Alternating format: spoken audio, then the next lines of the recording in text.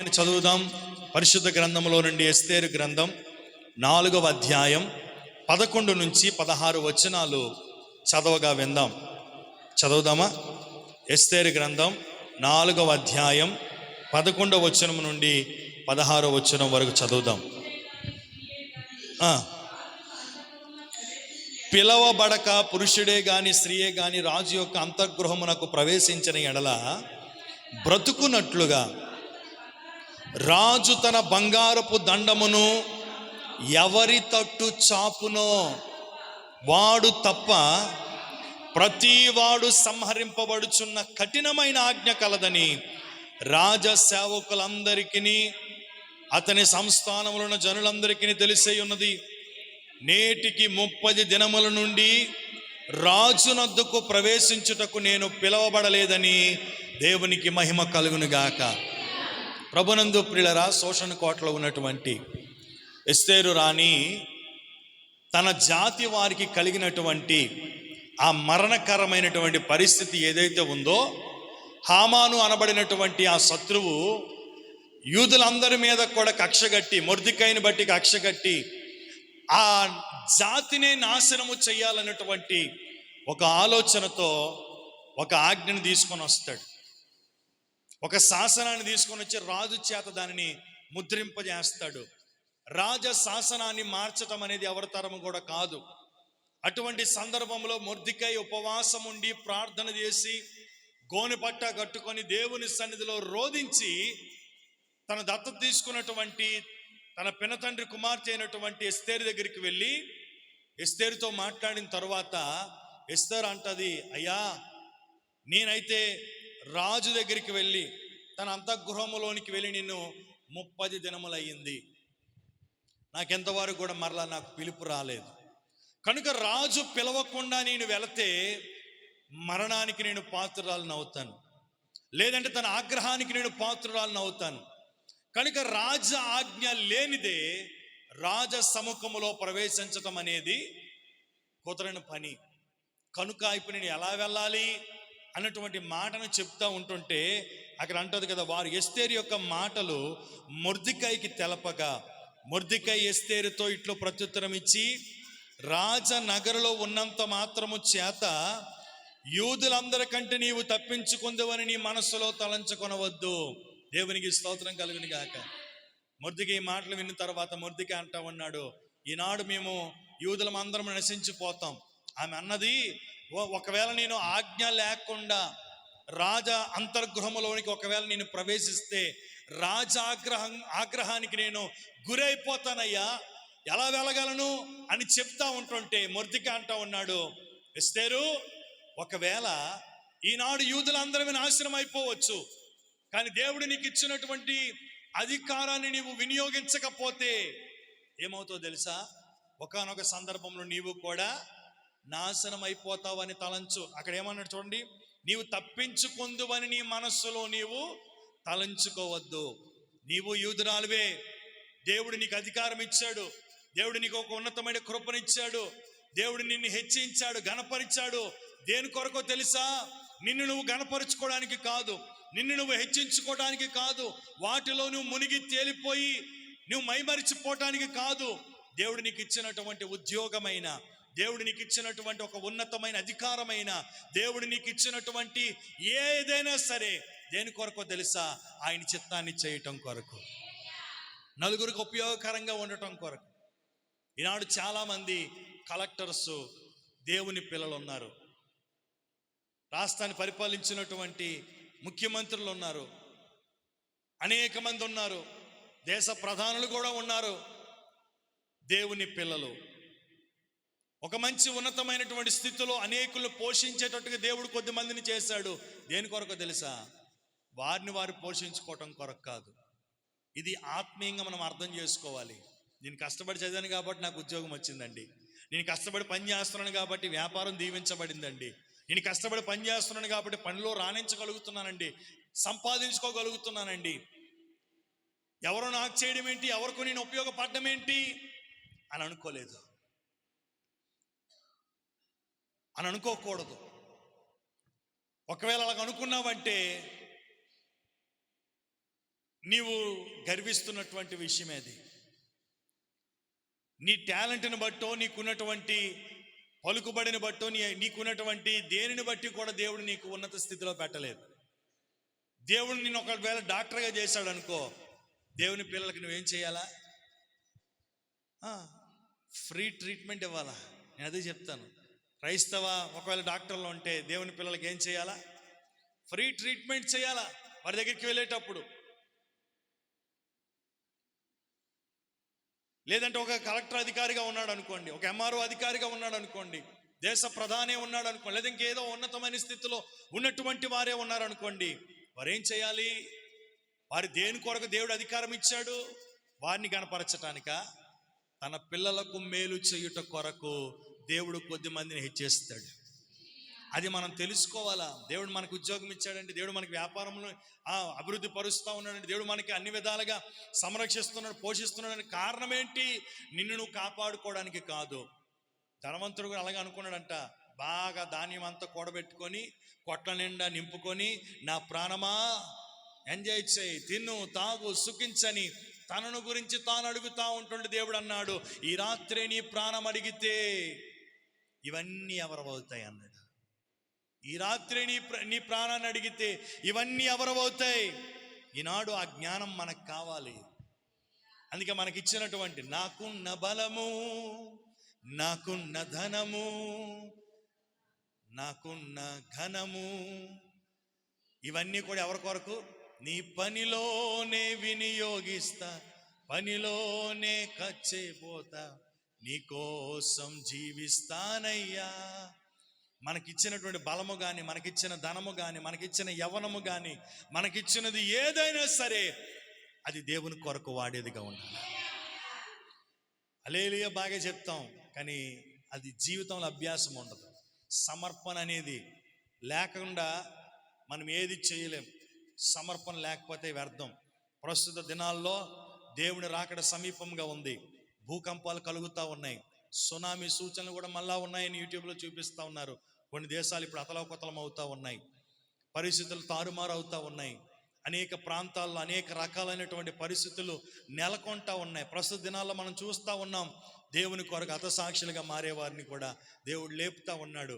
అది మన అయ్యో పాపం అనడానికి లేదు, కానీ అది గొప్ప భాగ్యం. అది దేవునికి స్తోత్రం కలుగును గాక. నేను హతసాక్షిగా మారిపోతానని వెళ్ళి నిలబడితే జరగదు. దేవుడు కొద్ది మందిని ఎన్నుకుంటాడు, వారిని ఆయన కొరకు హతసాక్షులుగా మారుస్తాడు. వారికి మనకంటే ఉన్నతమైన స్థానం ఉంటుంది. అది ఉన్నతమైనటువంటి బహుమానాలు ఉంటాయి, ఉన్నతమైనటువంటి మంచి కిరీటాలు ఉంటాయి, ఉన్నతమైన స్థానం ఉంటుంది దేవుని దగ్గర. వారికి ఆ కృప అందరికీ ఉండదు. కొద్ది మందిని దేవుడు సెలెక్ట్ చేస్తాడు. అది దేని కొరకంటే సంఘము పరిపూర్ణత చెందుట కొరకు, సంఘము ఎడల దేవుడు తన మహిమను కనపరుచుట కొరకు కొద్దిమంది హతసాక్షులుగా మార్చబడతా ఉన్నారు. ఆనాడు దేవుని యొక్క సేవకులు, లేదంటే దేవుని యొక్క శిష్యులు హతసాక్షులుగా మారి ప్రపంచాన్ని, లేదంటే భూమిని తలకిందులుగా చేశారు. ఈనాడు మరలా అటువంటి ఆదిమ సంఘములో జరిగిన అటువంటి కార్యాలు మరలా సంఘము ద్వారా దేవుడు జరిగించాలి అంటే, ఈనాడు దేవుడు అక్కడక్కడ హతసాక్షులుగా మారుతూ ఉంటాడు. దేవుడు చేత కానివాడు కాదు. చూస్తూ ఊరుకుంటా ఉన్నాడంటే ఆయన సిలువలో లేడు. ఆయన మరణించి సమాధి చేయబడి తిరిగి లేచాడు, సజీవుడిగా ఉన్నాడు, ఏదైనా చేయగలడు. ఆయన సర్వశక్తిమంతుడు. అయితే కొన్ని జరగాలి అంటే కొన్ని ఏం చేయబడాలి? క్రయధనముగా చెల్లించబడాల, మూల్యాన్ని చెల్లించాల. కనుక అటువంటి వారిని దేవుడు కొన్ని సాక్షులుగా ఆయన కొరకు నిలబెట్టుకుంటాడు. కనుక వారి గురించి మనం ప్రార్థన చేయాలి. దేవునికి స్తోత్రం. ప్రభునందు ప్రియులారా, అటువంటి తన జాతి యొక్క అంతమైపోతున్నటువంటి సందర్భంలో మొర్దెకై అడిగాడు, అమ్మా నీకు దేవుడు నీకు ఒక గొప్ప అధికారం ఇచ్చాడు కదా, నీకు ఉన్నతమైన స్థితిని ఇచ్చాడు కదా, నువ్వేం చేయాలి? నలుగురికి ఉపయోగపడాలి. రాచరికాన్ని దేవుడు ఎందుకు ఇచ్చాడు? ఇటువంటి పరిస్థితి వస్తుందేమోనని. ఒకవేళ దేవుడు ముందే తెలిసేమో, అందుకే అనేకుల్లో దేవుడు నిన్ను ఎన్నుకొని రాణిగా చేశాడు, రాచరికాన్ని ఇచ్చాడు. ఈరోజు నీ మాట కాదనకుండా జరగాలంటే నువ్వేం చేయాలి? తప్పకుండా వెళ్ళి రాజుతో మాట్లాడాలని చెప్పాడు. అప్పుడు అంటా ఉంది, అయ్యా 30 దినముల నుంచి నాకు పిలుపు లేదు, నేను వెళ్ళలేదు, అంతఃగృహంలోనికి నేను ప్రవేశించలేదు, ఇప్పుడు ఏంటి నేను ఎలా వెళ్ళగలని అడిగితే మొర్దెకై ఆవేశంతో అన్నాడు. ఎలా అన్నాడు? మొత్తం మీద ఆ మాట అంటూ ఉన్నాడు. ఒకవేళ ఈరోజు యూదులందరూ నాశనం అయిపోవచ్చు, కానీ నువ్వు తప్పించుకుంటావని నువ్వు అనుకుంటున్నావేమో, నువ్వు కూడా విడవబడవు, జాగ్రత్త అని చెప్పాడు. చూడండి కింద మాటలో ఉంటుంది 14వ వచనంలో, నీవు ఈ సమయమందు ఏమీ మాట్లాడక మౌనముగా ఉన్న ఎడల యూదులకు సహాయమును విడవక విడుదలయు మరి ఒక దిక్కు నుండి వచ్చును గాని నీవును నీ తండ్రి ఇంటి వారును నశిస్తారు. ఈ సమయమును బట్టి ఏ రాజ్యమునకు వచ్చిదివేమో ఆలోచించుకొనమని చెప్పమనెను. హల్లెలూయా. ఆ మధ్యవర్తి ఆ మొర్దెకై అంటా ఉన్నాడు, ఏమంటున్నాడు తెలుసా? ఈ సమయమును బట్టియే రాజ్యమునకు వచ్చితివేమో ఆలోచించుకొనమని చెప్పమన్నాడు. ఈ సమయం వస్తుందనే, ఒకవేళ దేవుడు నిన్ను రాచరికములో లేదంటే రాణిగా పెట్టాడేమో ఒకసారి ఆలోచన చేసుకో. దేవుడు నిన్ను కలెక్టర్ చేసింది దేనికో తెలుసా? డాక్టర్గా చేసింది దేనికో తెలుసా? ఒక మంచి ఉన్నత స్థితిలో ఉన్నటువంటి ఒక అధికారిగా చేసింది దేనికో తెలుసా? దేవుని పిల్లలకు ఉపయోగకరంగా ఉండటానికి. దేవునికి స్తోత్రం కలుగును గాక. ఆ రాణిగా ఉన్నటువంటి ఆ ఎస్తేరుతో చెప్తా ఉన్నాడు మొర్దెకై, పంపించినటువంటి వ్యక్తి అంటా ఉన్నాడు, ఒకవేళ ఆలోచించుకోమను, ఈ సమయం వస్తుందేమోనని దేవుడు ముందే నిర్ణయించి. మనము కూడా కొన్ని సందర్భాల్లో మనకు తెలియకుండా కొన్ని జరుగుతూ ఉండేటప్పుడు అప్పుడు మనకు అర్థమవుతుంది, చివరగా ఏమర్థమవుతుంది? ఈ సమయం కొరకే, దీని కొరకేనేమో దేవుడు మనల్ని ఇక్కడ తీసుకొచ్చాడు, దీని కొరకేనేమో దేవుడు మనల్ని ఇక్కడ నడిపించాడు, ఈ కార్యము జరగడం కొరకేనేమో దేవుడు మనకి ఈ పనిని మనకిచ్చాడు, లేకపోతే ఈ స్థలానికి నడిపించాడు అని ఇటువంటి ఆలోచనలు మనకు వచ్చే ఉంటుంటాయి కదా.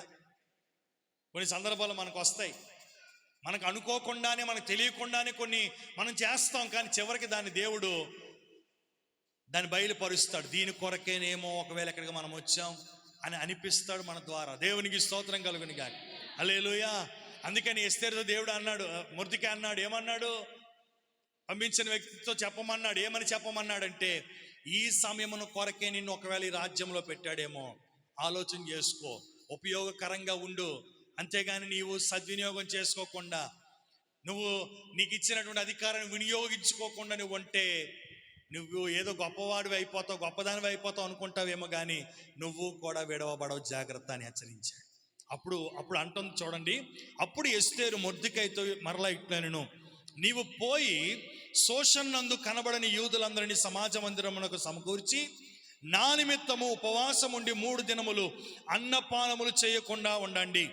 నేనును నా పనికత్తులను కూడా ఉపవాసము చేస్తాము. ప్రవేశించటం న్యాయ వ్యతిరేక్తముగా ఉన్నాను. నేను రాజునద్దకు ప్రవేశిస్తాను. నేను నశించిపోతాను, కానీ నేనేం చేస్తాను? రాజునద్దకు ప్రవేశిస్తాను. ఇప్పుడు మీరు చెప్పిన మాట నాకు ప్రాణాలు తీసేదిగా ఉంది. నేను వెళ్ళటం అనేది రాజు యొక్క ఆగ్రహానికి గురి చేసేదిగా ఉంది. రాజు యొక్క పర్మిషన్ లేకుండా రాజు ఎదుటికి వెళ్ళి నిలబడాలి అంటే చాలా క్లిష్టతరమైన పరిస్థితే. కానీ దేవుడు నాకు ఇచ్చిన అధికారమును బట్టి నా ప్రజల కొరకు నిలవబడవలసినటువంటి సమయము ఆసన్నమైంది గనుక, ఒకవేళ నేను నశించిపోతాను, కానీ నేను నా ప్రజల కొరకు, వారిని కాపాడుకొనుట కొరకు, ఆ మరణకరమైన స్థితి నుంచి వారిని తప్పించుట కొరకు నేను నిలవబడతాను. నేను ఒకవేళ నశించిపోతానని రాజగృహంలోనికి ధైర్యంగా బయలుదేరి వెళ్ళింది. హల్లెలూయా, హల్లెలూయా. చూడండి, ఎస్తేరు తన ప్రాణాన్ని పోగొట్టుకోవటానికైనా సరే, తన ప్రాణాన్ని తన ప్రజల కొరకు, తన ప్రజల యొక్క రక్షణ కొరకు వదులుకోవటానికి సిద్ధపడిన ఎస్తేరు ప్రాణాన్ని కోల్పోయిందా? చెప్పాలా? ఏం చేసింది? తన ప్రాణాన్ని కాపాడుకుంది, తన ప్రజలను రక్షించుకుంది. చప్పల కొడుతూ దేవునికి స్తోత్రం చెల్లిద్దాం. హల్లెలూయా, హల్లెలూయా. చూడండి, 5వ అధ్యాయంలో ఉంటుంది, ఎస్తేరు గ్రంథంలోనే 5వ అధ్యాయంలో కొన్ని మాటలు చూద్దాం. 5వ అధ్యాయం 2వ వచనం నుండి చదవండి. రాణి అయిన ఎస్తేరు ఆవరణంలో నిలవబడి ఉండుట రాజు చూడగానే రాజుకి ఎస్తేరు ఎడల దయ పుట్టింది. ఎస్తేరు తట్టు చాపగా ఎస్తేరు దగ్గరికి వచ్చి దండం ఎత్తుకొని కొనముట్టుకొనిను. రాజు, రాణి అయిన ఎస్తేరు, నీకేం కావాలి? నీ మనవేంటి? నీకు అవసరాలేంటి? రాజ్యములు నువ్వు ఏది అడిగితే అది నీకు సగం మట్టుకు నీకు ఇవ్వనా?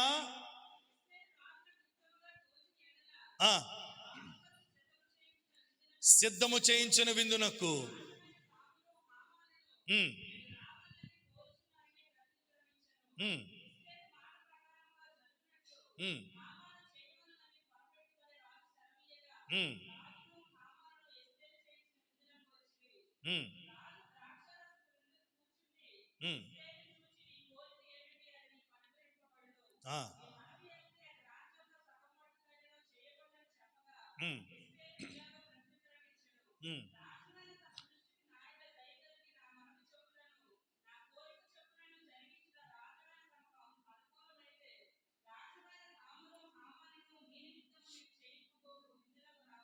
దేవునికి స్తోత్రం కలుగును గాక. ఈ మాటలు ఉంటే తర్వాత చదువుకోండి మరలా 5-6 అధ్యాయాల్లో. అక్కడ దేని కొరకైతే నేను నియమించబడ్డానో, దేని కొరకైతే నేను ప్రత్యేకించబడ్డానో ఆ సమయం ఆసన్నమైంది, నేను పని చేయవలసిన సమయం ఆసన్నమైందని వెంటనే ఎస్తేరు తనకు తానుగా ధైర్యపరుచుకొని, అది రాజు యొక్క ఆజ్ఞకు వ్యతిరేకంగా ఉన్నప్పటికీ ఎస్తేరు ఏం చేసింది? రాజగృహంలోనికి ధైర్యంగా ప్రవేశించింది. ఒకవేళ దీనిని బట్టి నేను చనిపోతాను కానీ, నేను నశించిపోతాను కానీ, దేవుడు నాకు ఇచ్చిన అధికారమును బట్టి, దేవుడు నాకు ఇచ్చినటువంటి ఆధిక్యతను బట్టి నేను రాజగృహంలోనికి వెళ్ళి రాజుతో మాట్లాడి రాజ శాసనాన్ని మార్చి నా ప్రజలను నేను రక్షించుకుంటానని చెప్పి ఎస్తేరు ధైర్యంగా వెళ్ళి రాజు యొక్క అంతర్గృహముకు బయట ఆవరణంలో నిలబడి ఉంటే రాజు ఎస్తేరును చూచి ప్రేమతో పిలుస్తా ఉన్నాడు. ఎస్తేరు, ఎందుకు బయట నిలుచున్నావు అని దయ కలిగి ఎస్తేరుని లోపలికి రమ్మని చెప్పి, నీకేం కావాలో చెప్పు, నువ్వు అడిగితే నా దేశంలోని సగం భాగమైన నీకు ఇవ్వనా? ఏం కావాలో కోరుకొని అడిగితే జరిగిన సన్నివేశం అంతా చెప్పింది. పిల్లల ఆశ్చర్యకరమైన విషయం ఏంటో తెలుసా? రాజు ఎడల దేవుడు మంచి హృదయాన్ని పుట్టించి రానికి ఎటువంటి హాని కలగకుండా రాజ శాసనాల్ని దేవుడు మార్చేశాడు. రాజ ఆజ్ఞ ముద్రించబడింది. ఏంటి ముద్రించబడింది? మొర్దెకైకి ఉరి తీయాలని. కానీ దేవుడు అక్కడ ఏం చేశాడు? ఎవడైతే ఉరికంబాన్ని కట్టాడో, ఒక వ్యక్తిని పాడు చేయాలని, ఒక వ్యక్తిని నాశనము చేయాలని, తన జాతి వారందరినీ కూడా హతమార్చాలని ఎవడైతే మరణకరమైనటువంటి పరిస్థితులను తయారు చేసి రాజముద్రను పెట్టి రాజ శాసనాన్ని రాయించి ఇక ఎవడు కూడా మార్చలేనటువంటి రీతిగా ఆ శాసనాన్ని రెడీ చేశాడో, అదంతా కూడా వాడి మీదకి తిరిగి పడిపోయింది. ఏం జరిగిందో తెలుసా? ఎవడైతే ఉరికొయ్యిని మొర్దెకై కొరకు సిద్ధపరిచాడో వాడు తీసుకున్న గుంటలోనే వాడే పడతాడని వాక్యం చెప్తుంది కదా. తాను తీసిన గుంటలో తానే పడి ఉన్నాడని వాక్యం చెప్తా ఉంది. అలా చెప్పేనట్టుగా ఏం చేశాడు? మొర్దెకై కొరకు హామాను ఉరికమ్మని కట్టించాడు, తయారు చేశాడు. అదే ఉరికొయ్యి మీద హామాను వేలాడదీయబడ్డాడు. రాజ శాసనాల్ని మార్చగలిగిన దేవుడు మన దేవుడు. నీకు ఇచ్చిన అధికారాన్ని, నీకు ఇచ్చిన కృపను, నీకు ఇచ్చిన ఆధిక్యతను నువ్వు కాపాడుకొని ధైర్యంగా నిలవబడి దేవుని పిల్లల కొరకు, దేవుని ప్రజల కొరకు నువ్వు పోరాడితే, నువ్వు లేచి నిలవబడితే దేవుడు నీ పక్షమున నిలిచి కార్యాలు చేస్తాడు. హాని చెయ్యి వారందరినీ కూడా దేవుడు ఏం చేస్తాడు? వారు తలపెట్టినటువంటి తలంపులను, వారు తలపెట్టినటువంటి ఆలోచనలను నిర్వీర్యము చేసి, వారి తంత్రాలన్నింటినీ కూడా నాశనము చేసి, అవసరమైతే శాసనాల్ని మార్చగలిగిన శక్తి కలిగిన దేవుడు మన దేవుడు. హల్లెలూయా. చూడండి అక్కడ ఏం చేసింది? తన ప్రాణమును సైతము తన ప్రజల కొరకు పణముగా పెట్టడానికి, తన ప్రాణాలు వదులుకోవటానికి సిద్ధపడినటువంటి ఎస్తేరు ప్రాణాలు కోల్పోలేదు, కానీ తన ప్రాణాన్ని దక్కించుకుంది. రాజు వలన దయ పొందింది. రాజు ఇంకా బహుమానాలతో నింపాడు. అంత మాత్రమే కాదు, ఏ యొక్క సమస్యను బట్టి అయితే రాజు ఎదుట నిలబడిందో ఆ సమస్యకు పూర్తిగా పరిష్కారాన్ని చూడగలిగింది. పూర్తి పరిష్కారాన్ని తన ప్రజల కొరకు తీసుకొని రాగలిగింది. దేవునికి స్తోత్రం కలుగును గాక. 2000 సంవత్సరాల క్రితము కూడా శరీరధారిగా యేసుక్రీస్తు ప్రభువారు ఈ లోకములో ఉన్న మనుషులను దేవుడు ప్రేమించి పాపముతో శాపముతో నశించిపోతున్నటువంటి మానవుల్ని ఆ యొక్క నిత్యమైనటువంటి నరకాగ్ని గుండములో నుంచి తప్పించి నిత్య జీవాన్ని ఇవ్వటానికి శరీరధారిగా కృప సత్య సంపూర్ణుడిగా యేసు ప్రభువారి లోకానికి వచ్చి మనందరి కొరకు ఏం చేశాడు? ఆయన తన ప్రాణాన్ని వదులుకున్నాడు. హల్లెలూయా! తన ప్రాణాన్ని వదులుకున్నాడు. మరణము లేనటువంటి జీవాన్ని పొందుకున్నాడు. తన ప్రాణాన్ని వదులుకున్నాడు మన కొరకు. నిత్యమైన రాజ్యములో మహిమపరచబడతా ఉన్నాడు ఆయన. ఈరోజు దేవుని కొరకు, దేవుని పరి కొరకు, దేవుని పిల్లల కొరకు నీకు ఇచ్చినటువంటి అధికారములు, నీకు ఇచ్చినటువంటి తలాంతులు మనం కాపాడుకొని నిలవబడి దేవుని కొరకు ఏదైనా చేయడానికి మనం సంసిద్ధులుగా ఉండి అవసరమైతే దేవుని కొరకు ప్రాణ త్యాగమైనా సరే చేసేటువంటి సమర్పణ కలిగి మనం ఉన్నట్లయితే మన ప్రాణాలు మనం విడిచిపెట్టం. కానీ ఒకవేళ సహజంగా ఏదైనా జరగవచ్చు, కానీ దేవుడు ఏం చేస్తాడు? మనం దేని కొరకైతే మనము సమర్పణతో ధైర్యంతో నిలబడ్డామో ఆ కార్యాన్ని మన ద్వారా దేవుడు సఫలం చేస్తాడు. దేవునికి మహిమ కలుగును గాక. ప్రభునందు ప్రియులారా, మరొక మాటను చూద్దాం. మత్తయి సువార్త 19వ అధ్యాయము 27వ వచనాన్ని కూడా చదువుదాం. మత్తయి సువార్త 19వ అధ్యాయము 27వ వచనం. తర్వాత అపోస్తలుల కార్యములు 2వ అధ్యాయం 45వ వచనం మరొకరు తీసి ఉంచుతారు. పేతురు, ఇదిగో మేము సమస్తమును విడిచిపెట్టి నిన్ను వెంబడించితిమి గనుక మాకేమి దొరుకునని ఆయనను అడుగగా, యేసు వారితో ఇట్లా అంటూ ఉన్నారు, ప్రపంచ పునర్జన్మమందు మనుష్య కుమారుడు తన మహిమ కలిగిన సింహాసనము మీద ఆసీనుడై ఉన్నప్పుడు నన్ను అన్ని వదులుకొని నన్ను వెంబడించినటువంటి మీరు 12 సింహాసనముల మీద ఆసీనులై ఉండి ఇశ్రాయేలీయుల యొక్క 12 గోత్రములకు బిగ్గరగా చప్పట్లు కొడుతూ స్తోత్రాలు చెప్పండి. హల్లెలూయా! ఎంత గొప్ప భాగ్యం ఇచ్చాడు అంటే, నువ్వు దేవుని కొరకు ఏది వదులుకున్నది ఏది కూడా నష్టపోవు. దేవుని కొరకు ఏది వదులుకున్నది నష్టం కలగదు. నీ ధనమైన, నీ ఘనమైన, నీ బలమైన, అది ఏదైనా కావచ్చు. నువ్వు దేవుని కొరకు దాన్ని వదులుకొని నువ్వు రాగలిగిన మనస్సు నీకుంటే నువ్వు వదులుకున్న దానికి రెట్టింపు ఘనతనిస్తాడు తప్ప అన్యాయము చేయుటకు మన దేవుడు మనుష్యుడు కాడు. స్తోత్రం చెప్పండి.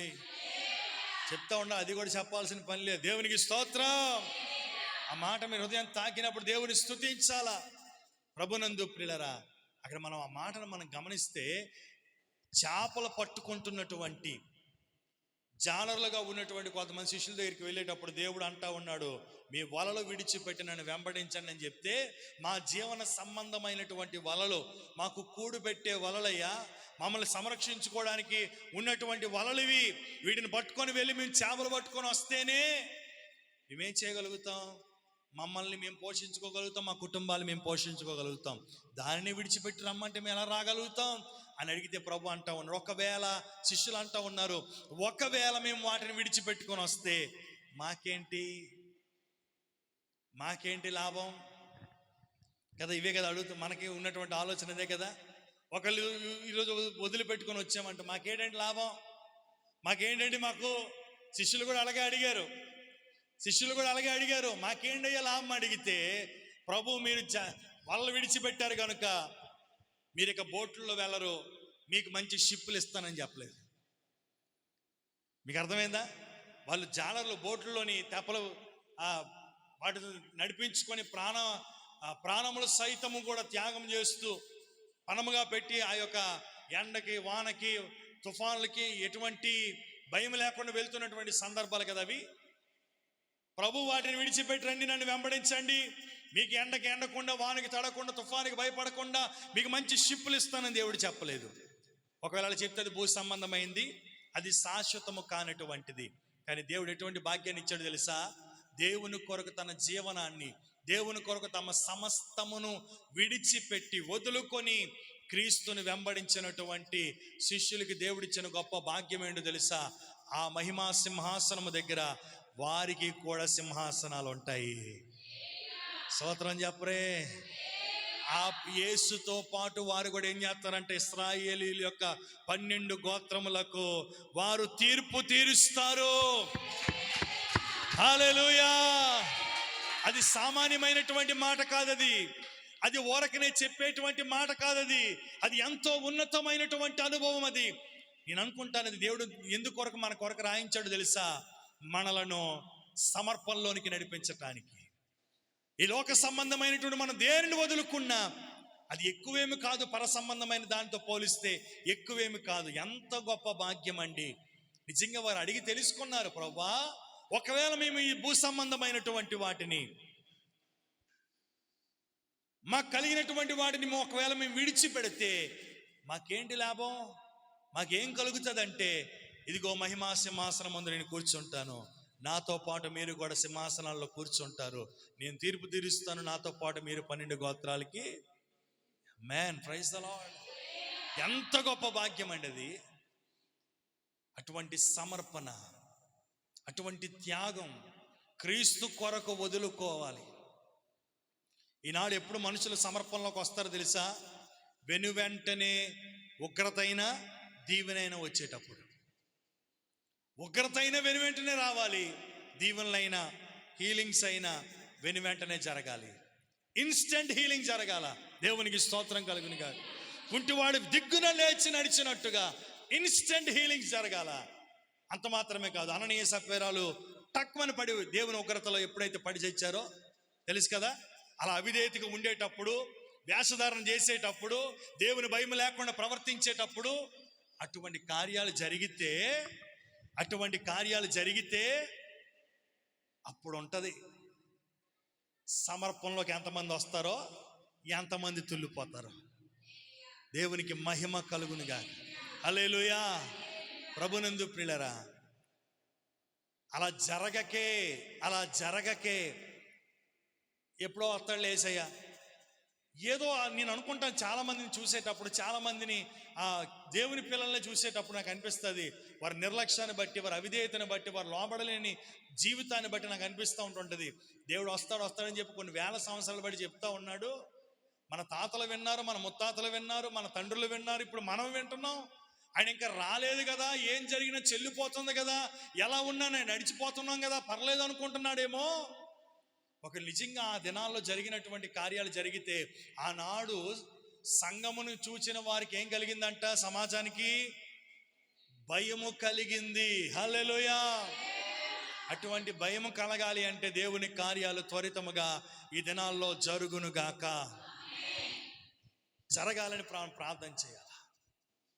జరగటం కొరకు మనం ప్రార్థన చేయాలి. అలా జరిగితేనే ఖచ్చితమైన సేవ సమృద్ధిగా జరుగుతుంది. ఇక అందులో తిరిగి ఉండదు. ఇంకా ప్రభునందు ప్రియులారా, అటువంటి సేవ ఈ దినాల్లో జరగాలి. దాని కొరకు మనం ప్రార్థన చేయాలి. ప్రభువా, ఆదిమ సంఘములో జరిగిన అపోస్తుల పరిచర్య మరలా ఈ దినాల్లో జరిగించని. ఒకవేళ అటువంటి పరిచర్య దినాల్లో దేవుడు ప్రారంభిస్తే అబద్ధమాడిన వారు, వ్యతిరేకించేవారు, తిరుగుబాటు చేసేవారు, లోబడలేని వారు, కొంత కొంత తెచ్చుకునేవారు, వీళ్ళందరూ ఏమైపోతారు? మళ్ళీ నేను చెప్పక్కర్లేదు, బైబిల్ మనకు తెలుసు. అపోస్తుల కార్యం స్పష్టంగా చెప్తా ఉంది. లోబడిన వారు, విధేయత చూపిన వారు, దేవునికి భయపడిన వారు, వారు ఏమయ్యారో బైబిలే చెప్తా ఉంది. కనుక అటువంటి పరిచర్య దినాల్లో దేవుడు త్వరితముగా ప్రారంభించునుగాక. జరగాలి. జరిగితేనే తీర్పు వెనువెంటనే జరిగితేనే, ఆశీర్వాదం కానీ స్వస్థత కానీ వెనువెంటనే వస్తేనే దేవుని శక్తి ఏంటో, ప్రభావం ఏంటో ప్రజలకు కూడా గుర్తిస్తారు. అది చూడకే ఏదేదో నానా రకాలుగా బయట వారిని గురించి మాట్లాడటంలో క్రైస్తవుని గురించే మాట్లాడుతూ ఉన్నాం. ఈనాడు క్రైస్తవుడే ఒక మాదిరికరముగా, అనేకులకు దీవెనకరంగా ఉన్నటువంటి వ్యక్తిగా ఉంటే దానిని చూచినప్పుడు సమాజానికి భయం కలుగుతుంది. అలా భయం లేకుండా ఉండడం కారణం ఎవరో తెలుసా? క్రైస్తవుడే. అలా ఉండకూడదు. దేవునికి స్తోత్రం కలుగును గాక.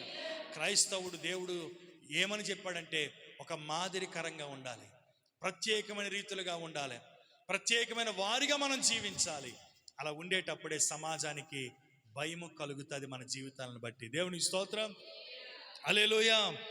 శిష్యులు విడిచిపెట్టి వచ్చారు, సమస్తాలు వదులుకున్నారు, పరలోకంలో ఎవరికి లేనటువంటి గొప్ప భాగ్యాన్ని పొందుకున్నారు.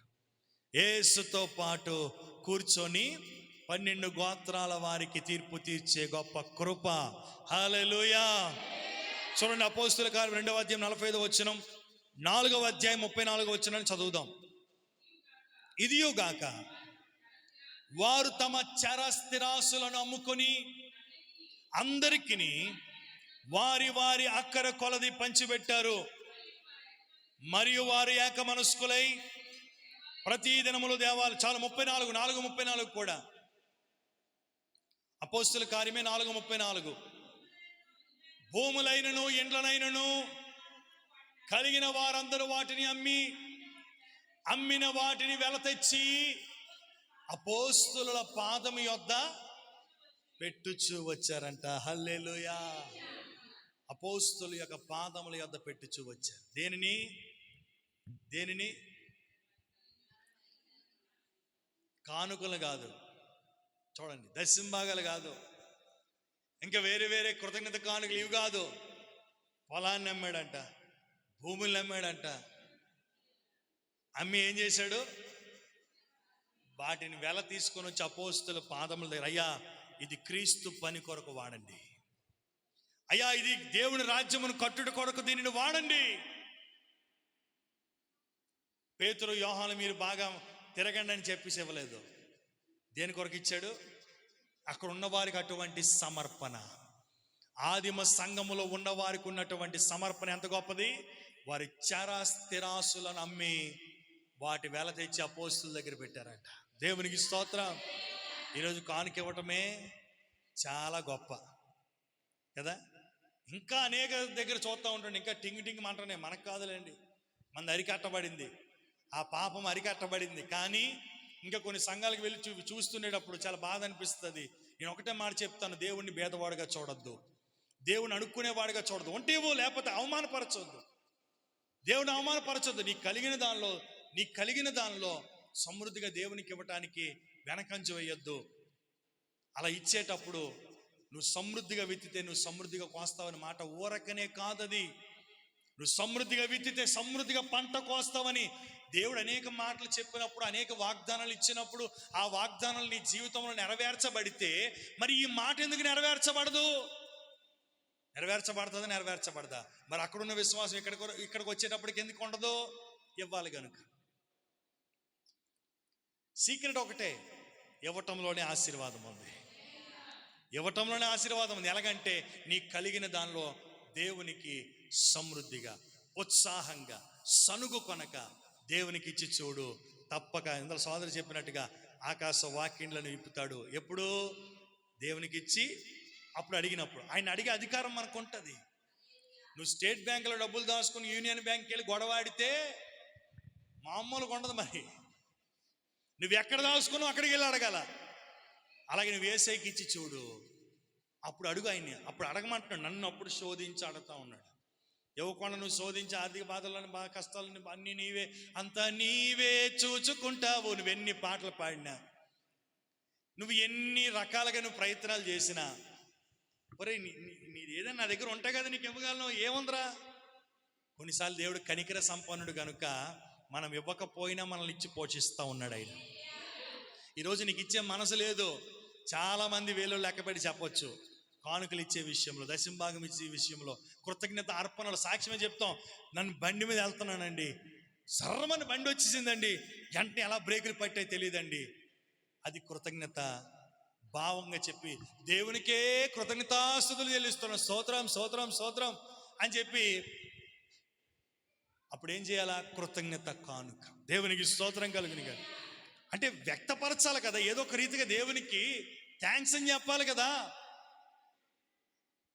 అలాగే దేవుడు చేసినటువంటి మన పని అంతటిలో ప్రథమ ఫలం, నీ రాబడి అంతటిలో దేవుడు ఏమని చెప్పాడు కదా, వాక్యం చెప్తుంది.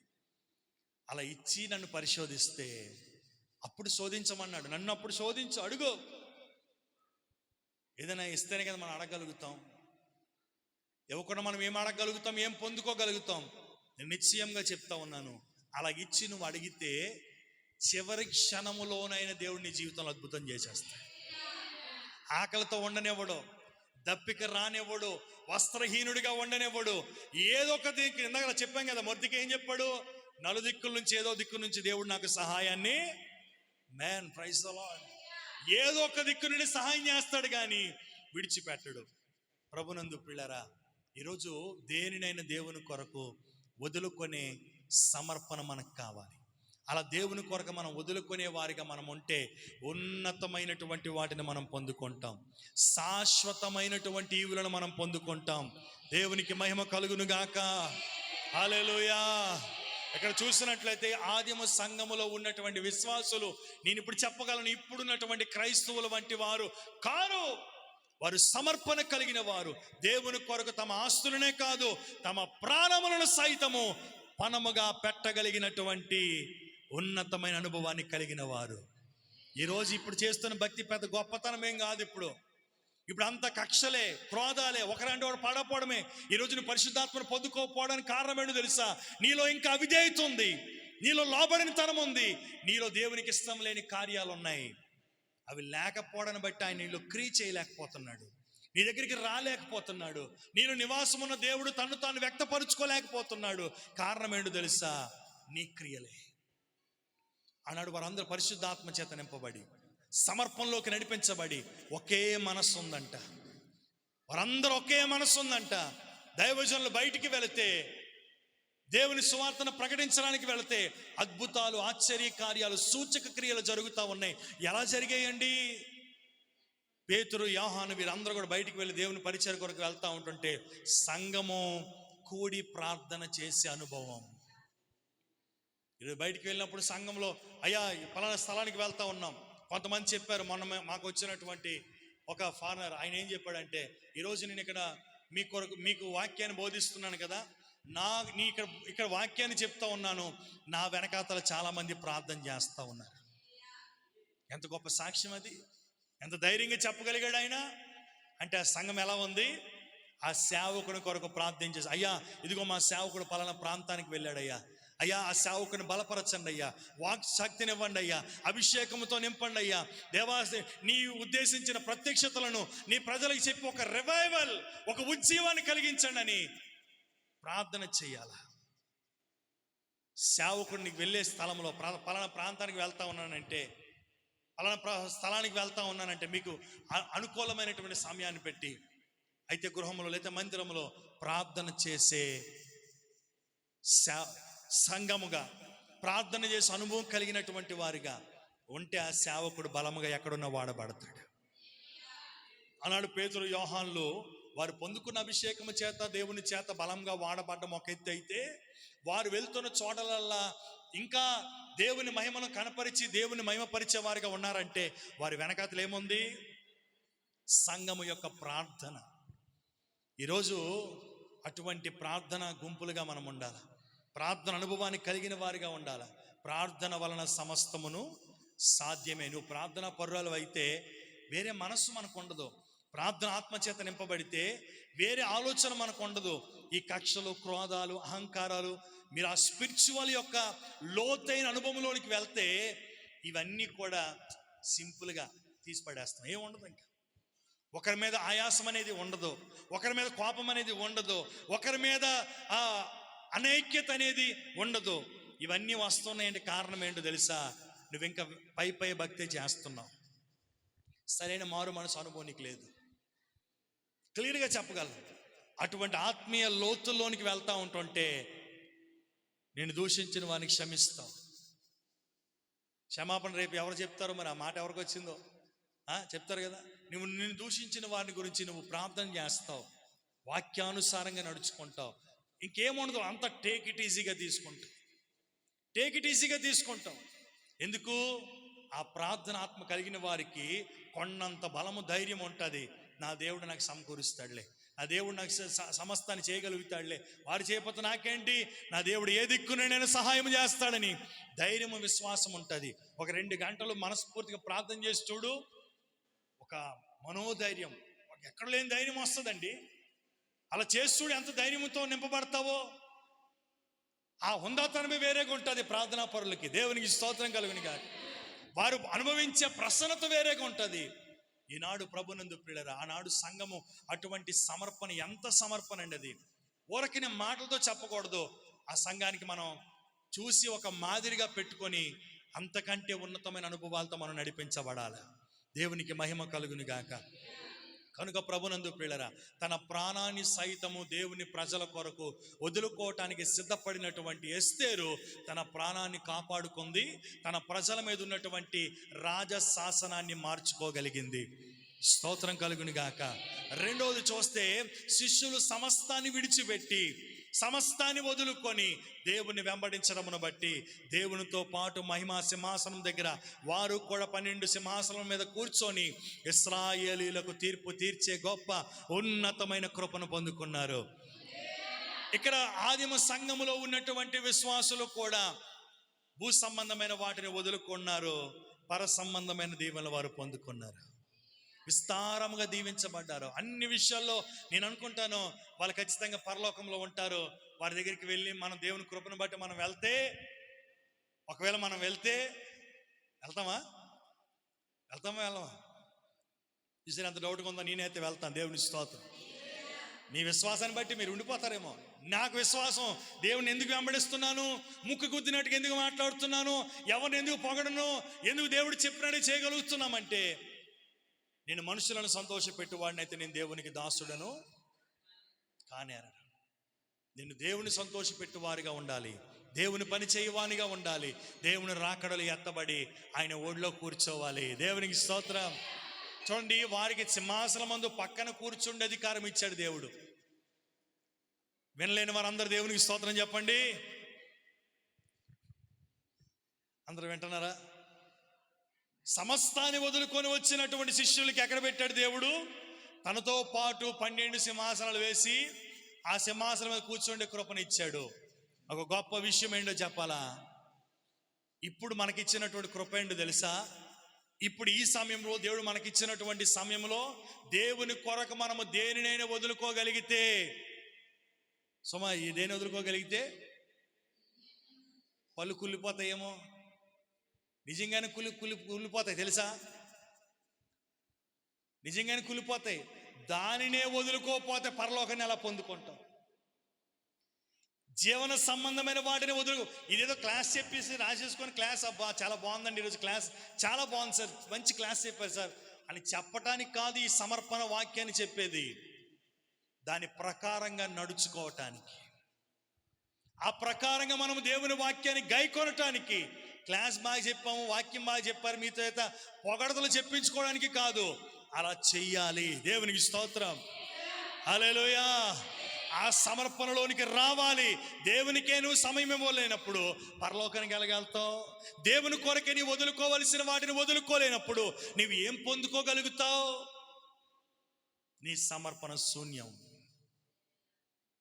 చూడండి, ఇప్పుడు దేవుడు మనకిచ్చిన కృప ఏంటో తెలుసా? వారైతే సింహాసనం మీద 12 సింహాసనాల మీద కూర్చున్నారు. మనము ఒకవేళ దేవుని కొరకు దేనినైనా వదులుకోగలిగిన సమర్పణ త్యాగం మనలో ఉంటే మనం ఎక్కడ ఉంటామో తెలుసా? ఆయన ఒడిలో కూర్చుంటాం. చెప్పకూడదు? స్తోత్రం చెప్పండి. సంతోషంగా కొట్టండి.